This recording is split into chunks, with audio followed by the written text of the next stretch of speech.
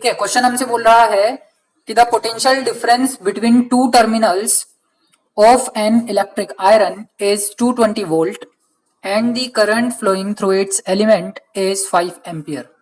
Calculate the resistance, हमें resistance और power को कैलकुलेट करना है। तो रेसिस्टेंस निकालने के लिए सबसे पहले हम क्वेश्चन में जो जो चीजें गिवन है उनको नोट डाउन करेंगे।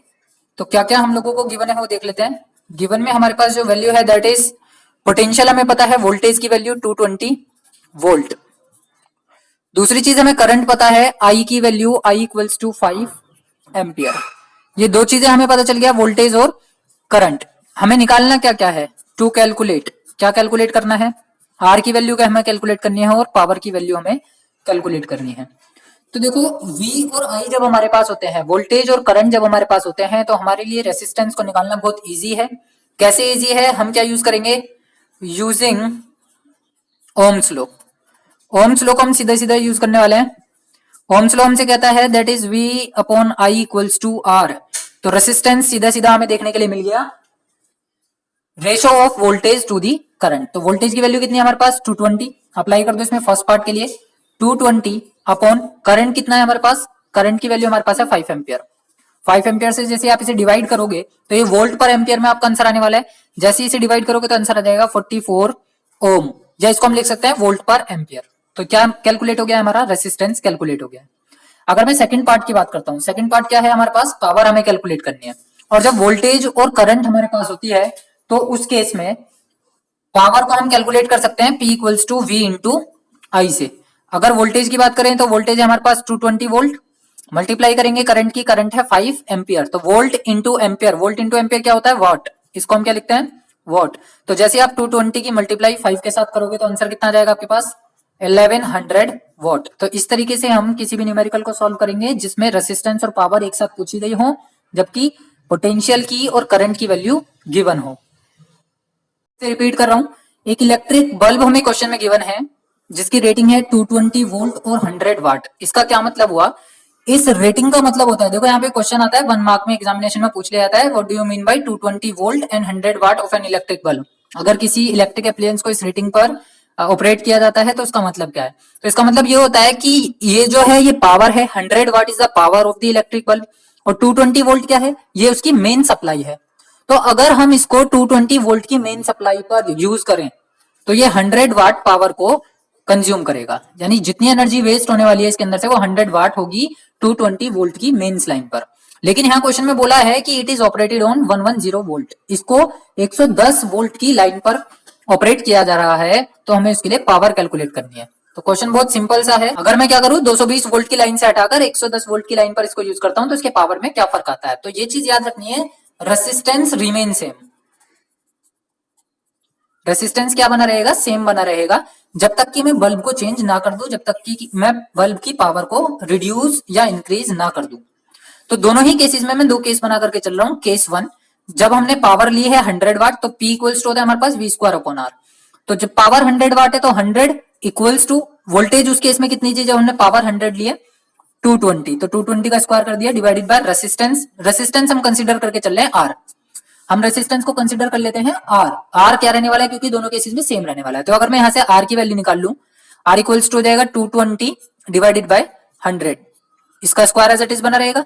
अब सेकंड केस मैंने ले लिया कि जब मैंने इसकी वोल्टेज को क्या कर दिया, 110 पर कर दिया, यानी मैं इसको 110 वोल्ट की लाइन पर यूज कर रहा हूं। तो उस केस में पावर क्या आ जाएगी, V स्क्वायर अपॉन R के अकॉर्डिंग अगर मैं देखूं तो पावर इक्वल्स टू वोल्टेज है 110 का स्क्वायर हो जाएगा।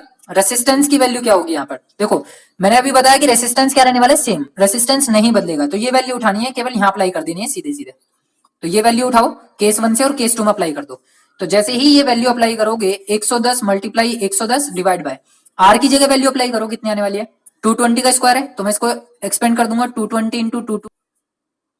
अब होगा क्या कि जैसे ही ये R की वैल्यू को हम यहाँ सब्सटीट्यूट करेंगे, ये 220 को हमने एक्सपेंड कर दिया क्योंकि 220 का स्क्वायर था, 20 से 20 कैंसिल आउट हो जाएंगी। जो टर्म हमारे पास बची that is 110 multiply 110 divide by 22 multiply 22। इसको सॉल्व कर लेंगे, जैसे ही सॉल्व करोगे 5 टाइम कैंसिल आउट हो जाएगा, ये भी 5 टाइम कैंसिल आउट हो जाएगा, और आंसर हमारे पास आ जाएगा 5 multiply 5 that is equals to 25 watt. इसका मतलब ये हुआ कि अगर मैं 100 वॉट के बल्ब को 220 वोल्ट की सप्लाई पर यूज करता हूं तो पावर होती है 100 वाट, लेकिन अगर मैं उसकी मेन सप्लाई को 220 से 110 वोल्ट पर ले आता हूं तो उसकी पावर सप्लाई हो जाती है 25 वॉट। तो क्वेश्चन बोल रहा है कि an electric motor takes 5 ampere from a 220 volt line, determine the power of the motor and energy consumed in 2 hours. Question बहुत सिंपल सा है, दो फॉर्मूले अप्लाई करने हैं और हमारे पास क्या हो जाएगा, आंसर आ जाएगा। तो जो इलेक्ट्रिक मोटर हमें क्वेश्चन में गिवन है उसमें क्या क्या देखा है हमने कि करंट की वैल्यू हमें पता है दैट इज 5 एम्पियर, कि electric motor 5 ampere per use किया जा रहा है। वोल्टेज जिस लाइन पर उसको यूज किया जा रहा है दैट इज 220 वोल्ट, 220 वोल्ट की मेन सप्लाई से हमने उसको जोड़ा है। तो हमें क्या करना है, कैलकुलेट, टू कैलकुलेट पावर, पहली चीज हमें पावर निकालनी है और दूसरी चीज हमें निकालनी है एनर्जी। एनर्जी को ई से रिप्रेजेंट करते हैं। तो फर्स्ट केस अगर मैं पावर की बात करता हूं तो पावर देखो वी और आई के केस में पावर हम निकाल सकते हैं, power equals to product of voltage to the ampere. तो सीधा सीधा V इंटू आई अप्लाई करेंगे। वोल्टेज हमारे पास है 220 वोल्ट, आई की वैल्यू हमारे पास है 5 एम्पियर, वोल्ट इंटू एम्पियर हमारे पास जो आंसर आएगा वो आएगा वॉट में। तो जैसे ही 220 से 5 के हम मल्टीप्लाई करेंगे तो ये कितना जाएगा 1100 वाट। अब क्योंकि ये एक इलेक्ट्रिक मोटर है तो इलेक्ट्रिक मोटर की जो पावर होती है उसको हम किलोवाट में भी यूज कर सकते हैं। तो किलोवाट में यूज करने के लिए 1000 से डिवाइड कर दोगे, जैसे डिवाइड करोगे ये हो जाएगी 1.1 किलो वॉट। तो ये हमारे पास क्या आ गई है, power of the electric motor. Second part उसने हमसे बोला था एनर्जी कंज्यूम्ड हमें बतानी है। तो एनर्जी कंज्यूम निकालने के लिए देखो जो एनर्जी है वो बेसिकली क्या है, एक तरीके का वर्क डन है। जितना ये वर्क डन करेगा उतनी ही एनर्जी कंज्यूम करेगा। तो मैं इसको कंसीडर कर ले रहा हूं कि electric energy consumed equals to the work done through the motor या work done by the motor. और वर्क डन क्या होती है हमारे पास, पावर जो होती है, पावर इक्वल्स टू क्या होता है, W अपॉन टी। अब क्योंकि मैंने W की जगह क्या अप्लाई किया, एनर्जी अप्लाई किया, तो यहां से मैं एनर्जी की वैल्यू निकाल सकता हूं E equals to P into T, power into time. जितने टाइम के लिए हम उस मोटर को यूज कर रहे हैं उसकी पावर को टाइम के साथ मल्टीप्लाई कर दो, जाएगी 1.1 किलोवाट मल्टीप्लाई टाइम टेकन था उसका 2 आवर्स। जैसे ही इनका प्रोडक्ट निकालोगे तो ये हमारे पास हो जाएगा 2.2 किलोवाट आवर। तो ये किलोवाट आवर में हमारे पास क्या आ गई है, एनर्जी ऑफ दी मोटर, जो कि ये कंज्यूम करने वाली है 2 घंटे में। तो पावर हो गई हमारे पास 1.1 किलोवाट और एनर्जी हमारे पास हो गई है 2.2 किलोवाट आवर। तो ये सबसे सिंपल टाइप के क्वेश्चन चल रहे हैं जो पावर और एनर्जी पर रिलेटेड है। क्वेश्चन नंबर 4 देखते हैं। क्वेश्चन नंबर 4 में क्या बोला गया है, क्वेश्चन बोला गया था कि compare the power used in 2 ohm resistor in each of the following circuit. 2 ओम के रेसिस्टर में जो पावर गई है हमें वो कंपेयर करनी है। तो सबसे पहले फर्स्ट केस है कि अ 6 volt battery in series with 1 ohm and 2 ohm resistor. एक बार 1 ओम रेसिस्टर को 2 ओम रेसिस्टर को सीरीज में जोड़ा गया है 6 वोल्ट बैटरी के साथ। दूसरा केस है कि 4 volt battery in parallel with 1 ohm and 2 ohm resistor. दूसरे केस में 1 ओम को 2 ओम को पैरेलल कंडीशन में जोड़ा गया है। पहले मैंने डायग्राम शो कर दिया, यहाँ पे डायग्राम बनाया है 1 ओम और 2 ओम को सीरीज कॉम्बिनेशन में जोड़ करके। टोटल रेसिस्टेंस मैंने कैलकुलेट कर लिया, टोटल रेसिस्टेंस मेरे पास आ गया है 3 ओम। अगर पावर की मैं कैलकुलेशन करता हूं इस केस में तो पावर कितनी आ जाती है, V² अपॉन R, क्योंकि मुझे वोल्टेज की वैल्यू और रेसिस्टेंस की वैल्यू मालूम है। तो पावर मेरे पास कितनी आ गई है, 12 वाट। लेकिन ये जो 12 वाट आई है ये ओवरऑल पूरे सर्किट की पावर आई है, लेकिन मुझे केवल कौन से रेसिस्टर की पावर को कंपेयर करना है, 2 ओम के रेसिस्टर की पावर को कंपेयर करना है। तो अगर मुझे 2 ओम की रेसिस्टर के पावर को निकालने के लिए मैं क्या करूंगा, करंट की वैल्यू निकालूंगा। करंट क्या होता है, V upon R according to the Ohm's law. अब अगर मैं वोल्टेज की बात करूं तो वोल्टेज कितनी लगी हुई है, 6 वोल्ट। 6 वोल्ट वोल्टेज हमने यूज कर रखी है इसके अंदर। और रेसिस्टेंस कितना, टोटल ओवरऑल 3 ओम का। तो करंट कितना आने वाला है मेरे पास, 2 एम्पियर। तो इस सीरीज कॉम्बिनेशन में मुझे पता चल गया कि यहां से 2 ओम के रेसिस्टर में से कितने एम्पियर का करंट फ्लो होगा, 2 एम्पियर का करंट फ्लो होगा। अब मैं इजीली क्या कर सकता हूं, पावर निकाल सकता हूं फॉर दी 2 ओम रेसिस्टर। तो यहां से मैं सीधा सीधा करूंगा पावर ऑफ 2 ओम रेसिस्टर। तो 2 ओम रेसिस्टर की पावर कितनी आने वाली है, देखो पावर इक्वल्स टू, सीधा फॉर्मूला अप्लाई करूंगा I² इंटू R, क्योंकि वोल्टेज का कोई लेना देना नहीं है। करंट की वैल्यू मैं निकाल चुका हूं, कितनी आई है 2 का स्क्वायर हो जाएगा। रेसिस्टेंस कितना है, क्योंकि मैं 2 ओम के रेसिस्टर के लिए चेक कर रहा हूं, जैसे ही मैं कैलकुलेशन करूंगा ये मेरे पास हो जाएगा 8 वाट।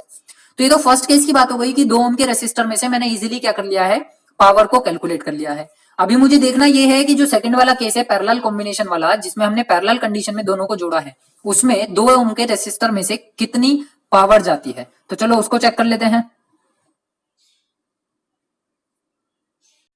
तो यहां पर बोला है कि 1 ओम का रेसिस्टर और दूसरा 2 ओम के रेसिस्टर को पैरेलल कंडीशन में जोड़ दिया। तो हमने पैरेलल कंडीशन में 4 वोल्ट की बैटरी के साथ अकॉर्डिंग टू द क्वेश्चन इसको ऐड कर दिया। एक सेल मैंने कंसीडर किया था 2 वोल्ट का है, तो ये टोटल हो गई हमारे पास 4 वोल्ट की बैटरी। ये 1 ओम का हो गया है और ये 2 ओम का हो गया है। तो इस केस में भी मुझे क्या करना है, 2 ओम के रेसिस्टर की जो पावर है उसको पहले कैलकुलेट करना है। तो सीधा सीधा मेरे पास जो सेकंड पार्ट है इसका वो ये है कि पोटेंशियल की वैल्यू है हमारे पास 4 वोल्ट, पावर मुझे निकालनी है, हम यूज करेंगे वी स्क्वायर अपॉन आर। तो पैरेलल कॉम्बिनेशन में अगर मैं रेसिस्टेंस की बात करता हूं तो देखो 1/2 1 को और 2 को जो पैरेलल कॉम्बिनेशन में जोड़ा गया है, टोटल ओवरऑल रेसिस्टेंस में निकाल सकता हूं। टोटल रेसिस्टेंस अगर मैं बात करूं तो वो कैसे आएगा, 1/1 प्लस 1/2, और ये किसके इक्वल आएगा, 1/r के इक्वल आएगा। तो r की वैल्यू यहां से कैलकुलेट कर लोगे, कितनी आने वाली है, 2/3। तो ये तो टोटल रेसिस्टेंस की बात होगी, लेकिन मेरा काम केवल कितना है कि मुझे 2 ओम के रेसिस्टर की पावर कैलकुलेट करनी है। तो मेरे पास रेसिस्टर मुझे पता है 2 ओम का है, वोल्टेज मुझे पता है किस लाइन पर इसको यूज किया गया है, क्योंकि पैरेलल कॉम्बिनेशन में वोल्टेज क्या रहने वाली है, सेम। इसमें भी 4 वोल्ट की वोल्टेज लाइन यूज होगी, इसमें भी 4 वोल्ट की लाइन ही यूज होगी। तो दोनों ही केसेस के लिए मैंने क्या करा, 4 इंटू 4, क्योंकि 4 का स्क्वायर हो जाएगा।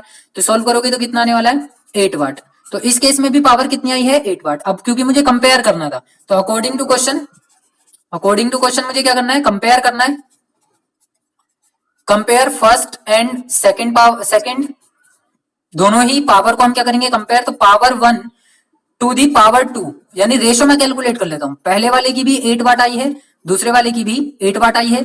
या हम इसको ऐसे भी रिप्रेजेंट कर सकते हैं, power in series, power in parallel. तो ये कितनी आने वाली है, 1:1 रेशो, यानी कि 1 वाट टू दी 1 वाट। तो इसको ऐसे लिख देंगे, power in series ratio power in parallel equals to 1 watt ratio to the 1 watt. ये क्या हो गया है, कंपैरिजन हो गया है दोनों ही केसेस में 2 ओम के रेसिस्टर में फ्लो होने वाली पावर का।